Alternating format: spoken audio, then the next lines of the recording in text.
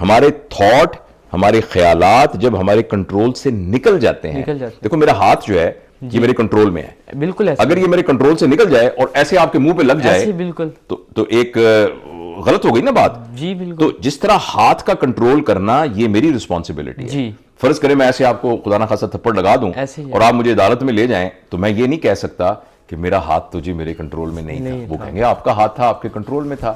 میری زبان میرے کنٹرول میں ہے، اگر میں کچھ کہوں گا تو ایکچولی میں ذمہ دار ہوں گا. ہم یہ کیسے کہتے ہیں کہ تھاٹ میرے کنٹرول میں نہیں ہے؟ جی سر. تو تھاٹ کو کنٹرول کرنے کی ایک باقاعدہ ٹیکنیک ہے، باقاعدہ محنت ہے. وہ ہے اپنے آپ پر فوکس کرنا، میڈیٹیٹ کرنا، اپنے آپ کو سمجھنا، لفظوں کو نہ پکڑنا. جیسے آپ نے کوئی بھی لفظ مجھے کہا تو لفظوں کو نہیں پکڑنا، آپ مجھے کیا کہنا چاہتے ہیں اس کے بارے میں غور کرنا. خود جو ہے فیلنگ کو پہلے نہ لے کے آنا، عقل کو پہلے لے کے آنا. تو اب یہ مختصر وقت میں بتانا مشکل ہے لیکن ایک پوری ایکسرسائز ہے. بائی دا وے اس کا بھی ہم نے ایک کورس جو ہے نا اپنی ویب سائٹ پر لانچ